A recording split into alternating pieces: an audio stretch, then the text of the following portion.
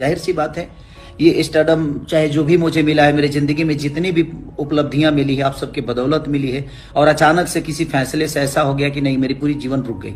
तो पल भर के लिए मुझे लगा जी नहीं, गलत हो गया। दोस्तों, खेसारी लाल यादव आज़ाद हो गए और गाना लेकर आए हैं सांवरिया कमाल क देला, जिस गाने को टीम फिल्म्स द्वारा 13 सितंबर को रिलीज किया जाएगा।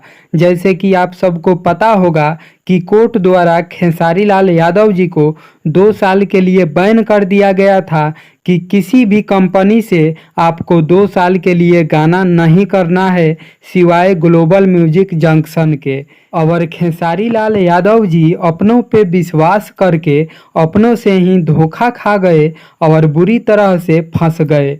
जी हाँ दोस्तों, अभी भी खेसारी लाल यादव जी बुरी तरह से फंसे हुए हैं, ऐसा कुछ है नहीं। ये जो आप एल्बम का पोस्टर देख रहे हैं, ये पहले का प्रोजेक्ट है जिसे 13 सितंबर को रिलीज किया जा रहा है। और खेसारी लाल यादव जी के ऊपर अभी भी संकट मंडराया हुआ है, संकट में फंसे हुए हैं। फिलहाल आप सब अपना राय कमेंट बॉक्स में दीजिए कि खेसारी लाल यादव जी इस मुसीबत से, इस संकट से क्या उबर पाएंगे।